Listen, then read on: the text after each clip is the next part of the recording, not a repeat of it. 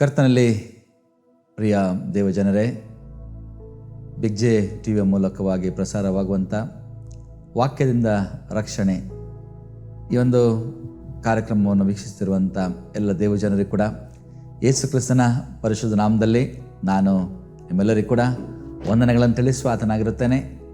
ದೇವರ ಕೃಪೆಯಿಂದ ಇನ್ನೊಂದು ಸಾರಿ ನಿಮ್ಮೊಂದಿಗೆ ದೇವರ ವಾಕ್ಯವನ್ನು ಹಂಚಿಕೊಳ್ಳುವಂಥ ಒಂದು ಭಾಗ್ಯವನ್ನು ದೇವರು ಅನುಗ್ರಹಿಸಿಕೊಟ್ಟದಕ್ಕಾಗಿ ಆತನಿಗೆ ಸ್ತೋತ್ರವನ್ನು ಸಲ್ಲಿಸ್ತೇನೆ.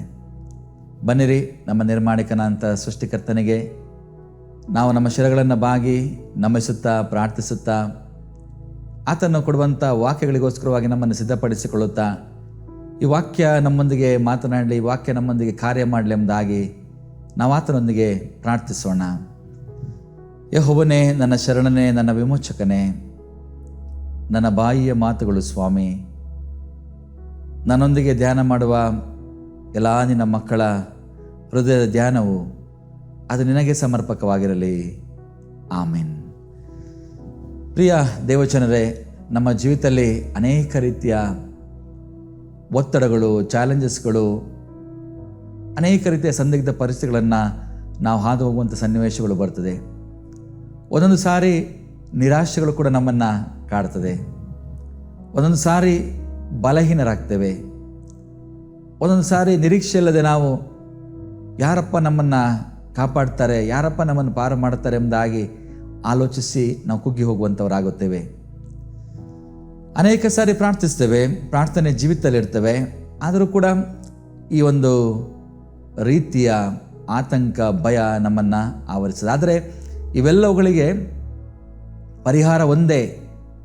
ಲೋಕದ ಯಾವ ಮನುಷ್ಯನಾಗಲಿ, ಯಾವ ವ್ಯಕ್ತಿಗಳಾಗಲಿ ನಮಗೆ ಬೇಕಾದಂಥ ಶಾಶ್ವತವಂತ ಪರಿಹಾರವನ್ನಾಗಲಿ, ನಮಗೆ ಬೇಕಾದಂಥ ಆದರಣೆ ಆಗಲಿ, ಸಮಾಧಾನವಾಗಲಿ, ಧೈರ್ಯವಾಗಲಿ, ನಿರೀಕ್ಷೆ ಆಗಲಿ ಕೊಡಲಿಕ್ಕೆ ಯಾರಿಂದಲೂ ಸಾಧ್ಯ ಇಲ್ಲ. ಕೊಡಬೇಕಾದ್ರೆ ಒಬ್ಬರಿಂದ ಮಾತ್ರ ಸಾಧ್ಯ ಇದೆ. ಅದು ನಮ್ಮ ನಿರ್ಮಾಣಿಕನಂತ ನಮ್ಮ ದೇವರಿಂದ ಮಾತ್ರ.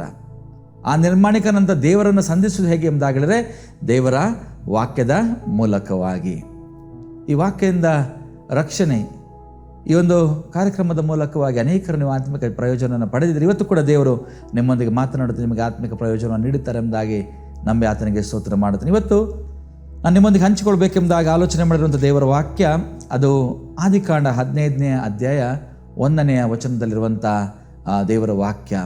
ಆದಿಕಾಂಡ 15ನೇ ಅಧ್ಯಾಯ 1ನೇ ವಚನ. ಇದೊಂದು ನಮಗೆ ದೇವರು ಕೊಡುವಂಥ ವಾಗ್ದಾನ. ಇದು ದೇವರು ನಮಗೆ ಕೊಡುವಂಥ ಒಂದು ವಾಗ್ದಾನದ ವಾಕ್ಯ ನಮ್ಮ ಜೀವಿತಕ್ಕೆ. ಆತನು ಹೇಳ್ತಾನೆ, ದೇವರ ವಾಕ್ಯದಲ್ಲಿ ನಾವು ನೋಡುವಾಗ ಆತನು ಹೇಳ್ತಾನೆ, ನಾನು ನಿನಗೆ ಗುರಾಣಿಯಾಗಿದ್ದೇನೆ, ನಿನಗೋಸ್ಕರ ಅತ್ಯಧಿಕ ಬಹುಮಾನವು ಇಟ್ಟದೆ ಎಂಬುದಾಗಿ. ನಾನು ನಿನಗೆ ಗುರಾಣಿಯಾಗಿದ್ದೇನೆ, ನಿನಗೋಸ್ಕರವಾಗಿ ಅತ್ಯಧಿಕವಾದಂಥ ಬಹುಮಾನವು ಇಟ್ಟದೆ ಎಂಬುದಾಗಿ. ನನ್ನ ಪ್ರಿಯ ಸಹೋದರ ಸಹೋದರಿ, ಇಲ್ಲಿ ನೋಡುವಾಗ ದೇವರು ಈ ವಾಕ್ಯವನ್ನು, ಈ ವಾಗ್ದಾನವನ್ನು ಯಾರೊಟ್ಟಿಗೆ ಮಾಡಿಕೊಳ್ಳುತ್ತಾನೆ ಎಂಬುದಾಗಿ ನೋಡಿದರೆ ಆತನು ತನ್ನ ಪ್ರಿಯ ಸೇವಕನಾದಂಥ ಅಬ್ರಹಾಮನೊಟ್ಟಿಗೆ ಈ ವಾಕ್ಯವನ್ನು ಆತನು ಮಾಡಿಕೊಳ್ಳುವ ಆತನಾಗಿರುತ್ತಾನೆ.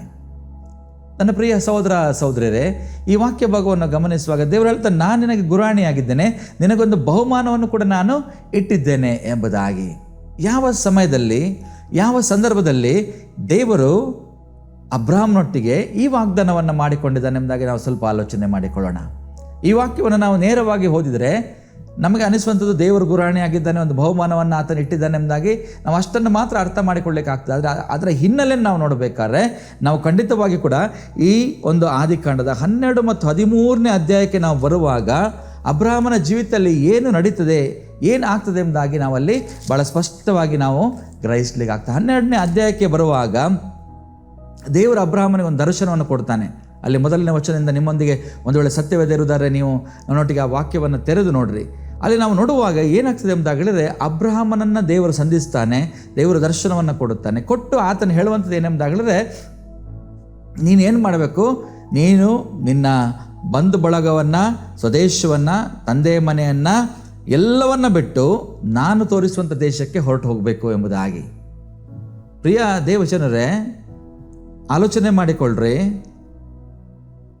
ಒಬ್ಬ ಯವನಸ್ಥ 30 ವರ್ಷದವನು, 35 ವರ್ಷದವನು, 25 ವರ್ಷದ ಯವನಸ್ಥನು ಒಂದು ವೇಳೆ ಯವನಸ್ಥನ ಬಳಿಗೆ ಹೋಗಿ ಈ ಮಾತನ್ನು ದೇವರು ಹೇಳಿದೆ ಅಂದರೆ ಇಲ್ಲಿ ನಾವು ನೋಡುವಾಗ ಟೋಟಲಿ ಅನ್ಸೆಟ್ಲಿಂಗ್ ಅಬ್ರಾಮ್. ಅಂದರೆ ಆತನು ಒಂದು ಸೆಟ್ಲ್ ಆಗಿದ್ದಂಥ ವೆಲ್ ಸೆಟಲ್ಡ್, ಆತನು ತುಂಬ ಒಂದು ಸ್ಥಿರವಾಗಿ ಒಂದು ಕಡೆ ಇದ್ದಂಥ ಮನುಷ್ಯನಿಗೆ ಆತನ ದೇವರು ಬಂದು ಹೇಳುವಂಥದ್ದು ಎಲ್ಲ ಅಲ್ಲಿ ನೋಡಿ, ನೀನು ಸ್ವದೇಶವನ್ನು, ಬಂಧು ಬಳಗವನ್ನು, ತಂದೆಯ ಮನೆಯನ್ನು ಬಿಟ್ಟು ನಾನು ತೋರಿಸುವಂಥ ದೇಶಕ್ಕೆ ನೀನು ಹೋಗಬೇಕು ಎಂಬುದಾಗಿ. ಸರಿಸುಮಾರು 70-75 ವರ್ಷ ವಯಸ್ಸು ಅವಾಗ ಅಬ್ರಾಮನಿಗೆ. 30-35 ವರ್ಷ ವಯಸ್ಸಲ್ಲಿ ಯಾರು ಬೇಕಾದ್ರೆ ಈ ರಿಸ್ಕನ್ನು ತಗೊಳ್ಬೋದು. ಎಲ್ಲ ಬಿಟ್ಟು ಇನ್ನೊಂದು ಕಡೆ ಹೋಗಿ ಸೆಟ್ಲ್ ಆಗ್ತೀನಿ ಎಂಬಂಥ ರಿಸ್ಕನ್ನು ಯಾರು ಬೇಕಾದ್ರೆ ತಗೊಳ್ಬೋದು. ಯಾಕಂದರೆ ನಮ್ಮ ಈಗಿನ ನಾವು ವಯೋಮಾನಗಳನ್ನು ನಾವು ನೋಡುವಾಗ ಸುಮಾರು 60 ವರ್ಷಗಳಿವರೆಗೆ ಒಬ್ಬನಿಗೆ ದುಡಿಯುವಂತಹ ಒಂದು ಏನು ಹೇಳ್ತದೆ, ಒಂದು ಅರ್ಹತೆ ಇರ್ತದೆ. ಒಂದು ರಿಟೈರ್ಮೆಂಟ್ ಎಂಬುದಾಗಿ ಹೇಳುವಾಗ 60 ವರ್ಷಗಳು ಆತನಿಗೆ ಕೆಲಸ ಮಾಡ್ಬೋದು. ಒಂದು 30-35 ವರ್ಷಕ್ಕೂ ರಿಸ್ಕ್ ತೊಗೊಂಡಿರೋದು 20-25 ವರ್ಷ ಆತನಿಗೆ ಅದನ್ನು ಏನು ಮಾಡೋದು, ಪುನಃ ಸ್ಥಾಪಿಸಲಿಕ್ಕೆ ಆತನಿಗೆ ಸಮಯ ಇದೆ. ಆದರೆ ಈತನಿಗೆ ನಾವು ನೋಡುವಾಗ 70-75 ವರ್ಷ ವಯಸ್ಸಿನಲ್ಲಿ ದೇವರು ಬಂದು ಎಲ್ಲ ಬಿಟ್ಟು ಹೋಗಿ ಎಂಬುದಾಗಿ ಹೇಳುವಾಗ ಕಣ್ಣೆತ್ತಿ ನೋಡುವಾಗ ನೋಡಿ, ಒಂದು ಕಡೆ ಎಲ್ಲ ಉತ್ತಮವಂಥ ಒಂದು ಜಾಗ, ವೆಲ್ ಸೆಟಲ್ಡ್, ಒಂದು ರೈತಲ್ಲಿ ಆತನಿಗೆ ಯಾವ ರೀತಿಯ ಕೊರತೆ ಇಲ್ಲ, ಸಮೃದ್ಧಿಯಾದಂಥ ಜೀವಿತ, ಸಂತೋಷವಾದಂಥ ಜೀವಿತ, ಬಂಧು ಬಳಗ ಎಲ್ಲ ಇದೆ, ತಂದೆಯ ಮನೆ ಇದೆ, ಎಲ್ಲವಿದೆ. ಆದರೆ ಕಣ್ಣೆತ್ತಿ ದೇವರು ತೋರಿಸುವಂಥ ಜಾಗವನ್ನು ನೋಡುವಾಗ ಅಲ್ಲಿ ಏನಿಲ್ಲ, ಏನು ಕಾಣಿಸ್ತಾ ಇಲ್ಲ, ಬರಡಾಗಿದೆ, ಅದು ಖಾಲಿಯಾಗಿದೆ. ಅದು ಒಂದು ವೇಳೆ ಆಲೋಚನೆ ಮಾಡಿ, ಆತನ ಸ್ಥಾನದಲ್ಲಿ ನಾನು ನೀವಿದ್ದಿದ್ರೆ ಆ ವಯಸ್ಸಿಗೆ ದೇವರು ಬಂದು ಎಲ್ಲ ಬಿಟ್ಟು ಹೋಗಿ ಎಂಬುದಾಗಿ ಹೇಳುವಾಗ ನಾವು ಕಣ್ಣೆತ್ತಿ ನೋಡುವಾಗ ಇದಕ್ಕಿಂತ ವಿಭಿನ್ನವಾಗಿದೆ. ಅಲ್ಲಿ ಹೋಗ್ಬಿಟ್ಟು ಎಲ್ಲವನ್ನು ನಾವು ಮೊದಲಿನಿಂದ ಆರಂಭ ಮಾಡಬೇಕು, ರೈಟ್ ಫ್ರಮ್ ದಿ ಸ್ಕ್ರಾಚ್ ಎಂಬುದಾಗಿ ನಾವು ಹೇಳ್ತೇವೆ. ಮೊದಲಿಂದ ನಾವು ಆರಂಭ ಮಾಡಬೇಕು. ಇದು ನನಗೆ ಸಾಧ್ಯವ? ಒಂದು ವೇಳೆ ನಾವಾದರೆ ದೇವರಿಗೆ ಕೈ ಮುಗ್ದು ಹೇಳ್ತಿದ್ವಿ ಅಂತ, ಸ್ವಾಮಿ ಇದು ನನಗಂತೂ ಬೇಡ, ನೀನು ಬೇರೆ ಯಾರನ್ನು ಬೇಕಾದ್ರೆ ಆರಿಸಿಕೊಪ್ಪ, ನಾನು ಆಯ್ತು, ನಂದು ಮುಗೀತು, 70 ವರ್ಷ 75 ವರ್ಷ ಈ ವಯಸ್ಸಲ್ಲಿ ನಾನು ಹೋಗಿ ಏನು ಮಾಡಲಪ್ಪ, ಬೇಡ, ನೀನು ಬೇರೆ ಯಾರಾದರೂ ಯವನಸ್ಥರ ನೋಡೆಂಬುದಾಗಿ ಹೇಳ್ಬೋದಿತ್ತು. ಆದರೆ ಅಬ್ರಹಾಮನ ಮರು ಮಾತನಾಡದೆ ಅಲ್ಲಿಂದ ಆತನ ಏನು ಮಾಡ್ತಾನೆ ಎಂಬುದಾಗಲೇ ಹೊರಟು ಬರ್ತಾನೆ. ಹೊರಟು ಬಂದು ಆತನೊಂದು ಪ್ರಯಾಣ ಒಂದು ಹೊಸ ಕಡೆಗೆ ಆರಂಭವಾಗ್ತದೆ. ಅದು 12ನೇ ಒಂದು ಅಧ್ಯಾಯದಲ್ಲಿ ನಾವು ನೋಡುವಾಗ ಅಲ್ಲಿ ಆತನು ಹೊರಟು ಹೋಗ್ತಾನೆ. ಆದರೆ ಹೊರಡುವಾಗ ದೇವರು ಆತನಿಗೆ ಒಂದು ಮಾತನ್ನು ಹೇಳ್ತಾನೆ. ಅಲ್ಲಿ ನೋಡಿ 12ನೇ ಅಧ್ಯಾಯ 2ನೇ ವಚನದಲ್ಲಿ ಆತನು ಹೇಳ್ತಾನೆ, ನಾನು ನಿನ್ನನ್ನು ದೊಡ್ಡ ಜನಾಂಗವಾಗುವಂತೆ ಮಾಡ್ತೇನೆ. 75 ವರ್ಷ ಹತ್ರ ಆದರೂ ಕೂಡ ಒಂದು ಮಗು ಇರಲಿಲ್ಲ ಆತನಿಗೆ. ಯೋಚನೆ ಮಾಡಿರಿ, ದೇವರು ಹೇಳ್ತಾನೆ ನಾನು ನಿನ್ನನ್ನು ದೊಡ್ಡ ಜನಾಂಗವಾಗುವಂತೆ ಮಾಡ್ತೇನೆ ಎಂಬುದಾಗಿ. ಅನಂತರ ಅಲ್ಲಿ ನೋಡುವಾಗ ನಿನ್ನ ಹೆಸರನ್ನು ಪ್ರಖ್ಯಾತಿಗೆ ತರ್ತೇನೆ. ಆಮೇಲೆ 3ನೇ ವಚನಕ್ಕೆ ಬರುವಾಗ ನೀನು ಆಶೀರ್ವಾದ ನಿಧಿ ಆಗ್ತೀಯ. ಎಂಥ ಒಂದು ವಾಗ್ದಾನ ದೇವರು! ಎಷ್ಟು ವರ್ಷಕ್ಕೆ? 70-75 ವರ್ಷಕ್ಕೆ ಹೇಳ್ತಾನೆ ನೀನು ಆಶೀರ್ವಾದ ನಿಧಿ ಆಗ್ತೀಯ ಎಂಬುದಾಗಿ. ಅನಂತರ ಅಲ್ಲಿ ಆತನ ನೋಡುವಾಗ ನಿನ್ನನ್ನು ಹರಸುವವರು ನಾನು ಹರಸ್ತೇನೆ, ನಿನ್ನನ್ನು ಶಪಿಸುವವರು ನಾನೇನು ಮಾಡ್ತೇನೆ, ಶಪಿಸ್ತೇನೆ. ಈ ವಾಗ್ದಾನದೊಂದಿಗೆ ಆತನು ಹೊರಡ್ತಾನೆ. ಅಲ್ಲಿ ಏನಿದೆ, ಸಮೃದ್ಧಿ ಇದೆ, ಆಶೀರ್ವಾದ ಇದೆ, ಅಲ್ಲಿ ದೊಡ್ಡ ಜಾಗ ಇದೆಯಾ, ಇದಕ್ಕಿಂತ ಬೆಟರ್ ಅದು ಯಾವುದನ್ನು ನೋಡಲಿಲ್ಲ. ಅಬ್ರಹಾಮ ನೋಡಿದಂಥದ್ದು ಏನಂತ ಹೇಳಿದ್ರೆ ದೇವರ ಮೇಲಿನ ನಂಬಿಕೆಯನ್ನು, ದೇವರನ್ನು ನೋಡಿದ ಆತನು. ದೇವರು ಮಾತನಾಡುವ ಆತನು ನನ್ನೊಟ್ಟಿಗೆ ಸಾಮಾನ್ಯವಾದಂಥನಲ್ಲ, ನನ್ನ ಸೃಷ್ಟಿಕರ್ತನು, ನನ್ನ ನಿರ್ಮಾಣಿಕನು, ನನ್ನನ್ನು ಅನೇಕ ಭರವಸೆಗಳಿಂದ ಇಷ್ಟು ವರ್ಷ ನಡೆಸಿದಂಥ ದೇವರು ಎಂಬುದಾಗಿ ಆತನು ಭಾಳ ಸ್ಪಷ್ಟವಾಗಿ ತಿಳಿದುಕೊಂಡು ದೇವರ ಮೇಲೆ ತನ್ನ ದೃಷ್ಟಿ ನೀಡ್ತಾನೆ ಹೊರತು ಅಲ್ಲಿರುವಂಥ ಆಸ್ತಿ ಪಾಸ್ತಿಗಳ ಮೇಲೆಲ್ಲ, ಆತನು ಹೋಗುವಂಥ ದೇಶದ ಮೇಲೆಲ್ಲ. ಆ ಒಂದು ದೃಷ್ಟಿಯನ್ನು ಇಟ್ಟುಕೊಂಡು ಆತನು ಹೇಳ್ತಾನೆ ಏನೆಂಬುದಾಗಿ ಹೇಳಿದ್ರೆ, ನೀನು ಕಳಿಸಿದಲ್ಲಿ ಏನು ಮಾಡ್ತಾನೆ, ನಾನು ಹೋಗ್ತೇನೆ ಎಂಬುದಾಗಿ ಆತನು ಹೊರಡುತ್ತಾನೆ. ಒಂದೇ ಮಾತಿನ ಮೇಲೆ, ನಿನ್ನನ್ನು ನಾನೇನು ಮಾಡ್ತೇನೆ, ದೊಡ್ಡ ಜನಾಂಗವಾಗುವಂತೆ ಮಾಡ್ತೇನೆ, ನಿನ್ನನ್ನು ನಾನೇನು ಮಾಡ್ತೇನೆ, ನಿನ್ನ ಹೆಸರನ್ನು ಪ್ರಖ್ಯಾತಿಗೆ ತರ್ತೇನೆ, ನಿನ್ನನ್ನು ಆಶೀರ್ವದಿಸುವವರು ನಾನು ಆಶೀರ್ವದಿಸ್ತೇನೆ, ನಿನ್ನನ್ನು ಶಪಿಸುವವರು ನಾನು ಶಪಿಸ್ತೇನೆ ಎಂಬುದಾಗಿ. ಈ ವಾಕ್ಯದೊಂದಿಗೆ, ಈ ವಾಗ್ದಾನದೊಂದಿಗೆ ಆತನು ಹೊರಡುವಾಗ ನೀವು ಆಮೇಲೆ ನೋಡಿ ಏನೆಲ್ಲ ಆಗ್ತದೆ. ಅವನು ಮತ್ತು ಲೋಟ ಇಬ್ಬರು ಸೇರಿಕೊಂಡು ಹೊರಟು ಹೋಗ್ತಾರೆ. ಹೊರಟು ಹೋಗಿ ಮುಂದೆ ಬರುವಾಗ ನಾವು 13ನೇ ವಚನಕ್ಕೆ ಬರುವಾಗ ಅಲ್ಲಿ ಅಬ್ರಾಮನು ಪುನಃ ಲೋಟನೊಂದಿಗೆ ಅಗಲುವಂಥ ಸಮಯ ಕೂಡ ಬರ್ತದೆ.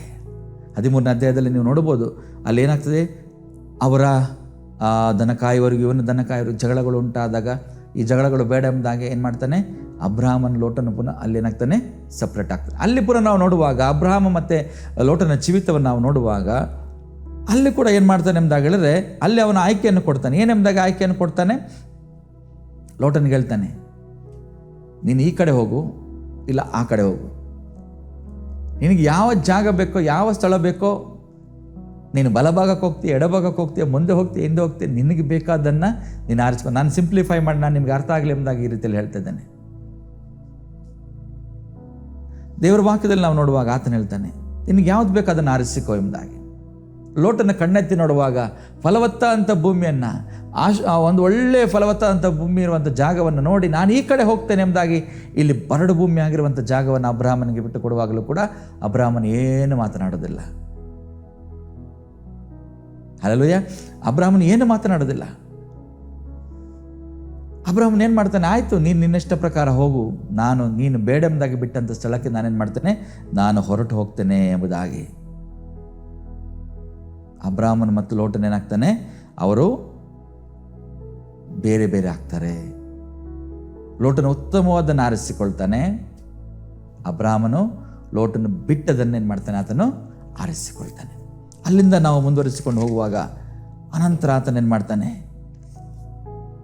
ಮುಂದೆ ಮುಂದೆ ಮುಂದೆ ಮುಂದೆ ಸಾಗಿ ಬರುವಾಗ ಎಲ್ಲ ಒಂದು ಕಡೆ ಅಬ್ರಾಮನು ಕೂತ್ಕೊಂಡಿರ್ಬೇಕಾದ್ರೆ ಒಂದು ವೇಳೆ ಸುಸ್ತಾಗಿರ್ಬೋದು, ನಿರಾಶೆ ಇಲ್ಲ, ಒಂದು ವೇಳೆ ಸೋತಿರ್ಬೋದು. ಯಾಕಂತೇಳಿದ್ರೆ ತುಂಬ ನಡೆದಾಡಿ ಅಲ್ವಾ, ಒಂದು ಕಡೆ ತನ್ನ ಸ್ವಂತ ಜಾಗವನ್ನು ಬಿಟ್ಟು ಬಂದಂಥ ಒಂದು ದುಃಖ ಒಬ್ಬ ಮನುಷ್ಯನಾಗಿದ್ದಿರ್ಬೋದು, ಇನ್ನೊಂದು ಕಡೆ ತನಗೆ ಪ್ರಿಯನಾಗಿದ್ದಂಥ ಲೋಟನ್ ತನ್ನನ್ನು ಬಿಟ್ಟು ಹೋದಂಥ ದುಃಖ ಇರ್ಬೋದು. ಇವೆಲ್ಲವುಗಳ ಮಧ್ಯೆ ಆತನು ಕೂತುಕೊಂಡಿರ್ಬೇಕಾದ್ರೆ 15ನೇ ಅಧ್ಯಾಯದ 1ನೇ ವಚನ ಈ ಹಿನ್ನೆಲೆಯಲ್ಲಿ ಆತನು ಕೂತ್ಕೊಂಡಿರ್ಬೇಕಾದ್ರೆ ದೇವರು ಆತನನ್ನು ಸಂಧಿಸ್ತಾನೆ, ದೇವರು ಆತನಿಗೆ ದರ್ಶನವನ್ನು ಕೊಡ್ತಾನೆ. ಅಲ್ಲಿ ನೋಡುವಾಗ ಇದೆಲ್ಲ ಸಂಗತಿಗಳು ನಡೆದ ಮೇಲೆ ಎಂಬುದಾಗಿ ಬರೆಯಲ್ಪಟ್ಟಿದೆ. 15ನೇ ಅಧ್ಯಾಯದ 1ನೇ ವಚನವನ್ನು ನೀವು ನೋಡುವಾಗ ಈ ಸಂಗತಿಗಳು ನಡೆದ ಮೇಲೆ ದೇವರು ದರ್ಶನದಲ್ಲಿ ಯೆಹೋವನ ವಾಕ್ಯ ಅಬ್ರಾಮನಿಗೆ ದೇವರ ದರ್ಶನದಲ್ಲಿ ಯೆಹೋವನ ವಾಕ್ಯ ಉಂಟಾಯಿತು ಎಂಬುದಾಗಿ ದೇವರು ದರ್ಶನದ ಮೂಲಕವಾಗಿ ಅಬ್ರಾಮನನ್ನು ಸಂಧಿಸ್ತಾನೆ.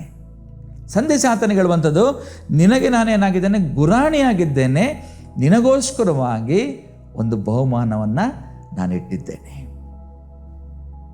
ಅಂದರೆ ನನ್ನ ಪ್ರಿಯ ಸಹೋದರ ಸಹೋದರಿಯರೇ, ಏನು ಈ ಮಾತಿನ ಅರ್ಥ ಎಂಬುದಾಗಿದ್ರೆ,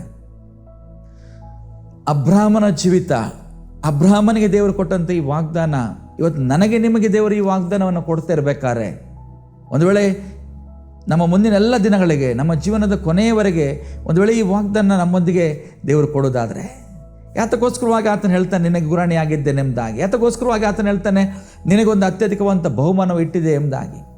ನೋಡಿ, ಕ್ರಿಸ್ತಿಯ ಜೀವಿತ ಅದು ಹೋರಾಟದ ಜೀವಿತ. ನಾವು ಹೋರಾಡತಕ್ಕಂಥವರು. ದೇವರ ವಾಕ್ಯ ಹೇಳ್ತದೆ, ನಾವು ಕಣ್ಣಿಗೆ ಕಾಣುವಂಥ ಶಕ್ತಿಗಳೊಟ್ಟಿಗೆ ಹೋರಾಡಬೇಕು, ಕಣ್ಣಿಗೆ ಕಾಣದಿರುವಂಥ ಶಕ್ತಿಗಳೊಟ್ಟಿಗೆ ಕೂಡ ನಾವು ಹೋರಾಡುವಂಥವರಾಗಿರಬೇಕು ಎಂಬುದಾಗಿ. ದೇವರು ಕೊಡುವಂಥ ಎಲ್ಲ ಯುದ್ಧಾಯುಧಗಳನ್ನು ಧರಿಸಿಕೊಳ್ಳಿರಿ ಎಂಬುದಾಗಿ. ನಾವು ಹೋರಾಡೋದು ಮನುಷ್ಯ ಮಾತ್ರದವರ ಸಂಗಡ ಅಲ್ಲ,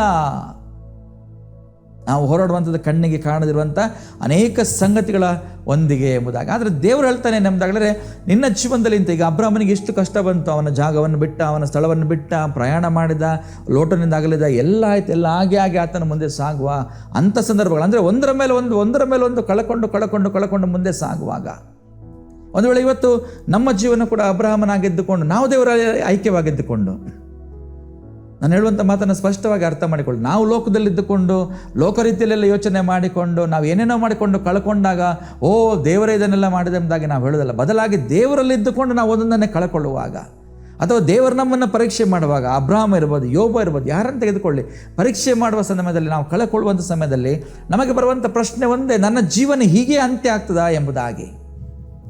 ನಾನೆಲ್ಲ ಕಳ್ಕೊಂಡು ಸೋತು ಜನರ ಮುಂದೆ ತಲೆ ತಗ್ಗಿಸಿಕೊಂಡು ನಾನು ಹೀಗೇ ಸತ್ತು ಹೋಗುವಂಥ ಸ್ಥಿತಿ ಬರ್ತದೆ ಎಂಬುದಾಗಿ ನಮ್ಮ ಮುಂದೆ ಬರುವಂಥ ಪ್ರಶ್ನೆ. ಅದು ಇವತ್ತು ವಾಕ್ಯ ನಮಗೆ ಏನು ಹೇಳ್ತದೆ ಎಂಬುದಾಗಲೇ, ಕ್ರಿಸ್ತಿಯ ಜೀವಿತದಲ್ಲಿ ಹೋರಾಟ ಸಹಜ. ಕ್ರಿಸ್ತಿಯ ಜೀವಿತದಲ್ಲಿ ನಮ್ಮ ಮುಂದೆ ಅನೇಕ ಪಂಥಹಾವನಗಳು ಬರುವಂಥದ್ದು ಸಹಜ, ಅನೇಕ ರೀತಿಯ ಲೋಕದ ಶಕ್ತಿಗಳನ್ನು ಎದುರಿಸುವಂಥದ್ದು ಸಹಜ.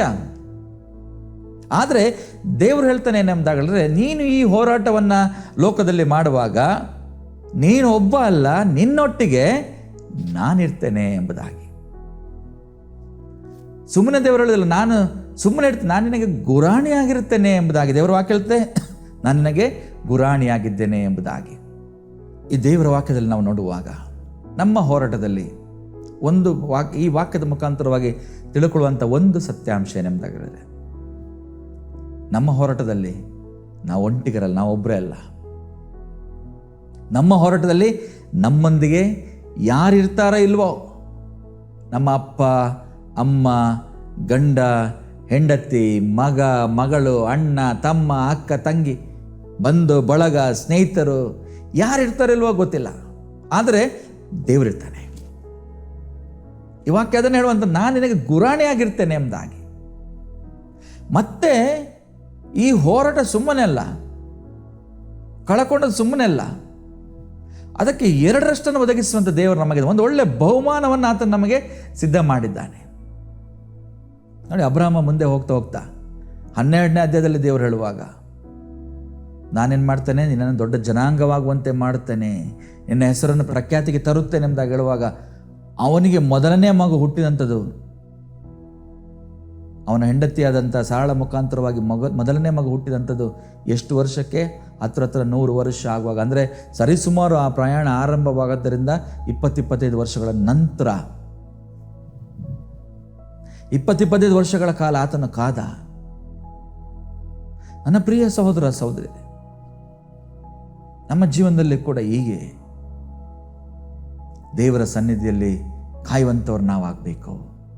ತಾಳ್ಮೆಯಿಂದ ಕಾಯಬೇಕು. ಎಲ್ಲವನ್ನು ನಾವು ಏನು ಮಾಡಬೇಕೆಂದಾಗಲೇ ಎಲ್ಲವನ್ನ ಸಹಿಸಿಕೊಳ್ಬೇಕು. ನಾವು ದೇವರ ಹತ್ರ ಅದನ್ನೇ ಬೇಡಿಕೊಳ್ಬೇಕು. ನಾನು ದೇವರೇ, ನಿನ್ನ ಉದ್ದೇಶ ನನ್ನ ಜೀವಿತದಲ್ಲಿ ಒಳ್ಳೆದಿರುವಾಗ, ನೀನು ನನಗೆ ಒಳ್ಳೆಯ ಬಹುಮಾನವನ್ನು ಕೊಡುತ್ತೇನೆ ಎಂಬುದಾಗಿ ಹೇಳಿರುವಾಗ, ಅದನ್ನು ಹೊಂದಿಕೊಳ್ಳುವವರೆಗೆ ಬರುವಂತೆಲ್ಲ ಕಷ್ಟಗಳನ್ನು ತಾಳುವ ಶಕ್ತಿ, ತಾಳ್ಮೆ, ಸಹನೆ, ಧೈರ್ಯ ಇದೆಲ್ಲ ನನಗೆ ಕೊಡು ಎಂಬುದಾಗಿ ನಾವು ಪ್ರಾರ್ಥಿಸಬೇಕು.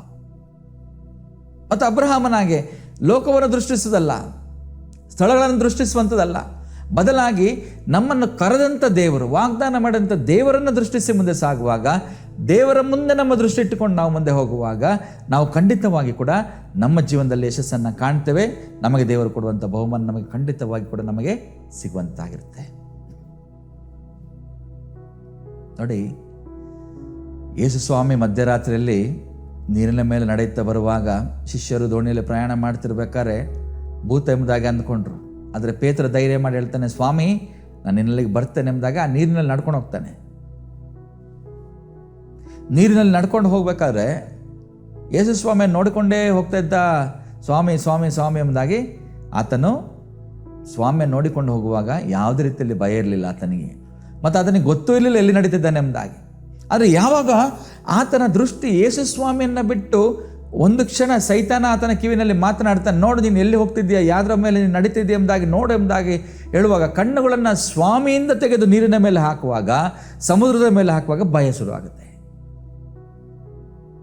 ಅಲ್ಲೇ ಆತನ ಏನು ಮಾಡ್ತಾನೆ ಎಂಬುದಾಗಲೇ ಕೂಗಾಡ್ತಾನೆ, ಸ್ವಾಮಿ ಕಾಪಾಡು ಕಾಪಾಡು ಕಾಪಾಡು ಕಾಪಾಡು ಎಂಬುದಾಗಿ ಹೇಳುವಾಗ ಯೇಸು ಸ್ವಾಮಿ ಹೇಳ್ತಾನೆ, ಎಲ್ಲ ಅಲ್ಪ ವಿಶ್ವಾಸಿ ಎಂಬುದಾಗಿ ದೇವರು ಕರೀತಾನೆ.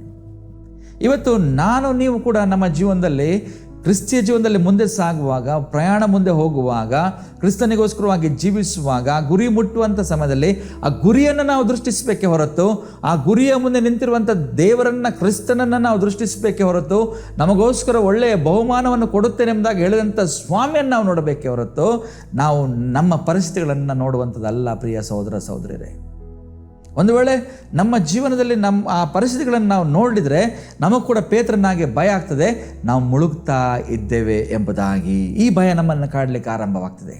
ಯಾವಾಗ ಈ ಭಯ ನಮ್ಮನ್ನು ಕಾಡಲಿಕ್ಕೆ ಆರಂಭವಾಗ್ತದಲ್ಲ, ಆಗ ನಾವು ನಂಬಿಕೆಯನ್ನು, ನಿರೀಕ್ಷೆಯನ್ನು ಕಳಕೊಳ್ಳುತ್ತೇವೆ.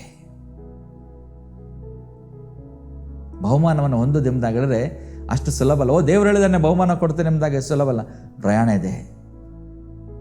ಅಬ್ರಾಹ್ಮನಿಗೆ ದೇವರು ಅತ್ಯಧಿಕವಾದಂಥ ಬಹುಮಾನ ಇಟ್ಟಿದ್ದೇನೆ, ಸರಿ ದೇವರು ಕೊಡ್ತಾನಪ್ಪ, ನಾನು ಯಾಕೆ ಕಷ್ಟಪಡಬೇಕೆಂಬುದಾಗಿ? ನೋ, ಅವನ ಆ ಬಹುಮಾನವನ್ನು ಹೊಂದಿಕೊಳ್ಳುವವರೆಗೆ, ಈ 12ನೇ ಅಧ್ಯಾಯದಿಂದ ಆ ಬಹುಮಾನವನ್ನು ಹೊಂದಿಕೊಳ್ಳುವವರೆಗೆ ನೀವು ಓದಿಕೊಂಡು ಹೋಗಿ ಅವನ ಪ್ರಯಾಣ ಹೇಗಿತ್ತು, ಎಷ್ಟು ಕಷ್ಟಗಳನ್ನೆಲ್ಲ ಆತನು ಅನುಭವಿಸೋದರ ಮಧ್ಯದಲ್ಲಿ ಎಂಬುದಾಗಿ, ಏನನ್ನೆಲ್ಲ ಆತನು ಕಳ್ಕೊಂಡ, ಏನೆಲ್ಲ ಸ್ಥಿತಿಗಳನ್ನು ಆತನು ಎದುರಿಸಬೇಕಾಯಿತು, ಇವುಗಳನ್ನೆಲ್ಲ ನೀವೇನು ಮಾಡಬೇಕು, ಆ ಒಂದು ಅಧ್ಯಾಯದಲ್ಲಿ ನೀವೇನು ಮಾಡಬೇಕು, ಧ್ಯಾನ ಮಾಡುವಾಗ ನಿಮಗೆಲ್ಲ ಅದು ದೇವರು ನಿಮಗೆ ಆಲೋಚನೆಯನ್ನು ಕೊಡ್ತಾನೆ. ಸುಲಭ ಅಲ್ಲ ಪ್ರಿಯರೇ. ಕಳಕೊಂಡು ಪಡಕೊಳ್ಳುವಂಥದ್ದೇ ದೇವರು ನಮ್ಮ ಜೀವಿತದಲ್ಲಿ ಮಾಡಿರುವಂಥ ಅಥವಾ ಬಯಸಿರುವಂಥ ಉದ್ದೇಶ.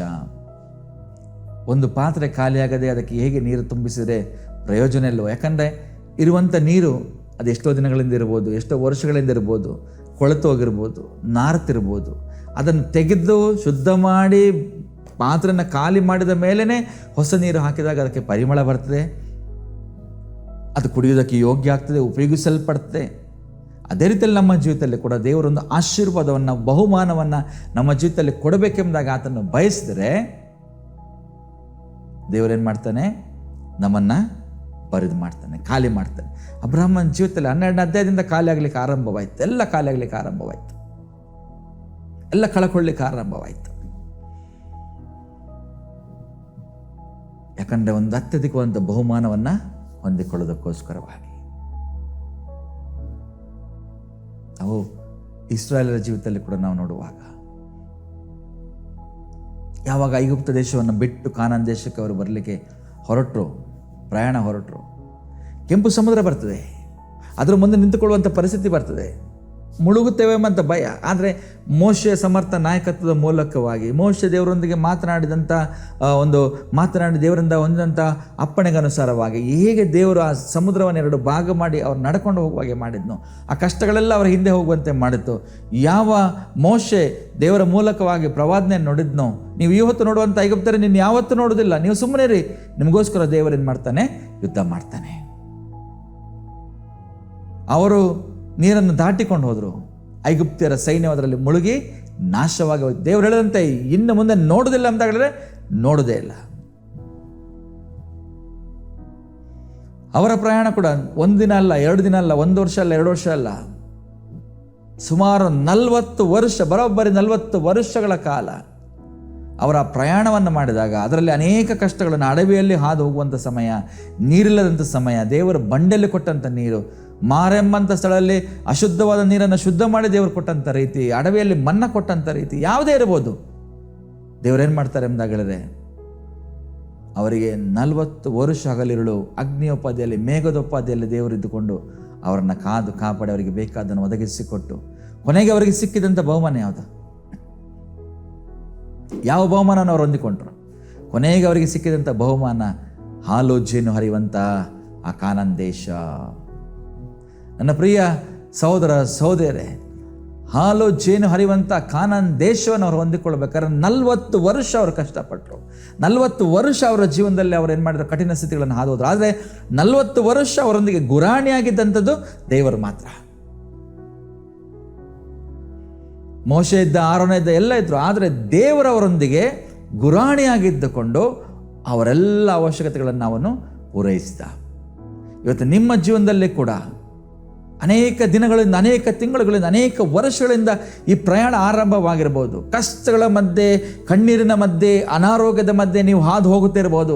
ಇದು ನಿಮ್ಮ ಅಂತ್ಯ ಅಲ್ಲ, ನಿಮ್ಮ ಅಂತ್ಯಕ್ಕೋಸ್ಕರವಾಗಿ ಬಂದಿರುವಂಥದ್ದಲ್ಲ. ಒಂದು ತಿಳ್ಕೊಳ್ಳಿ, ಈ ಕಷ್ಟದಲ್ಲಿ, ಕಣ್ಣೀರಿನಲ್ಲಿ, ಸಮಸ್ಯೆಯಲ್ಲಿ, ಶೋಧನೆಯಲ್ಲಿ ನೀವೊಬ್ಬರೆಲ್ಲ ನಿಮ್ಮೊಟ್ಟಿಗೆ ದೇವರಿದ್ದಾನೆ ಗುರಾಣಿಯಾಗಿ. ಸುಮ್ಮನೆಲ್ಲ ಆತನು ಗುರಾಣಿಯಾಗಿದ್ದಾನೆ ಎಂಬುದಾಗಿ ದೇವರ ವಾಕ್ಯ ಹೇಳ್ತದೆ.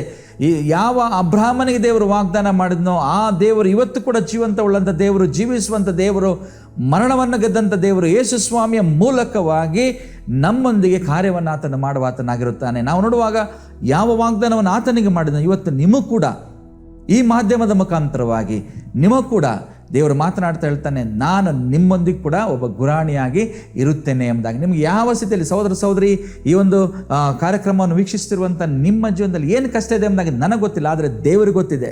ದೇವರು ಇವತ್ತು ನಿಮ್ಮೊಟ್ಟಿಗೆ ನನ್ನ ಮೂಲಕವಾಗಿ ಅಥವಾ ವಾಕ್ಯದ ಮೂಲಕವಾಗಿ ನಿಮ್ಮೊಟ್ಟಿಗೆ ಆತನ ಮಾತನಾಡ್ತಿದ್ದಾನೆ. ನಿಮ್ಮ ಕಷ್ಟಗಳಿಗೆ ಆತನೊಂದು ಉತ್ತರವನ್ನು ನೀಡುತ್ತಿದ್ದಾನೆ. ನನ್ನ ಮಗನ, ನನ್ನ ಮಗಳ, ಏನೇ ಸಮಸ್ಯೆಯಲ್ಲಿ ನೀನು ಹಾದು ಹೋಗ್ತಾರೋ ನಿನ್ನೊಂದಿಗೆ ಗುರಾಣಿಯಾಗಿ ನಾನು ಇರ್ತೇನೆ. ಮತ್ತು ದೇವರು ಹೇಳುವಂಥದ್ದು, ಇವತ್ತು ನೀನು ಪಡುವಂಥ ಕಷ್ಟಕ್ಕೆ, ಇವತ್ತು ನೀನು ಹಾದು ಹೋಗುವಂಥ ಕಠಿಣ ಸ್ಥಿತಿಗೆ ದೇವರು ಹೇಳ್ತಾನೆ, ಒಂದು ಅತ್ಯಧಿಕವಂತ ಬಹುಮಾನವು ನಿನಗೋಸ್ಕರವಾಗಿ ಇಡಲ್ಪಟ್ಟಿದೆ ಎಂಬುದಾಗಿ. ನನಗಿದೆ, ನಿಮಗಿದೆ, ನಮ್ಮೆಲ್ಲರಿಗೋಸ್ಕರವಾಗಿ ದೇವರು ಅದನ್ನು ಸಿದ್ಧ ಮಾಡಿಟ್ಟಿದ್ದಾನೆ. ನಾವು ನಿರೀಕ್ಷೆಯೊಂದಿಗೆ, ನಂಬಿಕೆಯೊಂದಿಗೆ ನಾವು ಜೀವಿಸುವಂಥವರಾಗಬೇಕು. ನನ್ನ ದೇವರು ನನ್ನೊಂದಿಗಿದ್ದಾನೆ, ಗುರಾಣಿಯಾಗಿದ್ದಾನೆ, ಮುಂದೆ ಸಾಗುತ್ತಿದ್ದಾನೆ. ನಾನು ಭಯಪಡೆನು, ನಾನು ಬೀಳಲ್ಲ, ನಾನು ಬಿದ್ದರೂ ಕೂಡ ತನ್ನ ಧರ್ಮದ ಬಲಗೈಯನ್ನು ನೀಡಿ ಆತನು ಯೆಶಾಯ 41:10 ಹೇಳುವಾಗೆ ನಿಮಗೆ ತನ್ನ ಧರ್ಮದ ಬಲಗೈಯನ್ನು ನೀಡಿ ಆತನ ಏನು ಮಾಡ್ತಾನೆ, ಮೇಲಕ್ಕೆತ್ತುವ ಆತನಾಗಿರುತ್ತಾನೆ. ಬೀಳದಂತೆ, ಮುಳುಗದಂತೆ ಕಾಯುವಂಥವನಾಗಿರುತ್ತಾನೆ. ಮತ್ತು ಯೆಶಾಯ 54:10 ಹೇಳಿರುವ ಪ್ರಕಾರ, ಬೆಟ್ಟ ಗುಡ್ಡಗಳು ಸ್ಥಳವನ್ನು ಬಿಟ್ಟು ಹೋದರೂ ಕೂಡ ನನ್ನ ಕೃಪೆಯು ನಿಮ್ಮನ್ನು ಬಿಟ್ಟು ಹೋಗೋದಿಲ್ಲ ಎಂಬುದಾಗಿ. ಆ ಕೃಪೆಯನ್ನು ಸುರಿಸುವಂಥ ದೇವರು ನಿಮ್ಮೊಟ್ಟಿಗಿದ್ದಾನೆ. ನನ್ನ ಪ್ರಿಯ ಸಹೋದರ ಸಹೋದರಿ, ಎಲ್ಲವನ್ನ ಮರೆತು ಬಿಡಿ. ನಿಮಗೋಸ್ಕರ ದೇವರಿಟ್ಟಿರುವಂಥ ಅತ್ಯಧಿಕವಾದ ಬಹುಮಾನವನ್ನು ದೃಷ್ಟಿಸಿರಿ. ನಿಮಗೆ ನೇಮಕವಂಥ ಓಟವನ್ನು ಓಡ್ರಿ. ನಂಬಿಕೆಯಿಂದ ಸ್ಥಿರಚಿತ್ತರಾಗಿ ಓಡ್ರಿ, ಧೈರ್ಯದಲ್ಲೇ ಓಡ್ರಿ. ನಿಮ್ಮೊಟ್ಟಿಗೆ ದೇವರಿದ್ದಾನೆ, ಗುರಾಣಿಯಾಗಿದ್ದಾನೆ. ಒಂದು ಒಳ್ಳೆಯ ಬಹುಮಾನ ನಿಮಗಾಗಿ ಸಿದ್ಧವಾಗಿದೆ. ತಲೆಗಳನ್ನು ತಗ್ಗಿಸ್ಕೊಂಡು ಪ್ರಾರ್ಥನೆ ಮಾಡೋಣ. ಪರಿಶುದ್ಧನಾಂತ ದೇವರೇ, ಈ ಅಮೂಲ್ಯವಂತ ವಾಕ್ಯಗಳಿಗಾಗಿ ಸ್ತೋತ್ರ ಸ್ವಾಮಿ.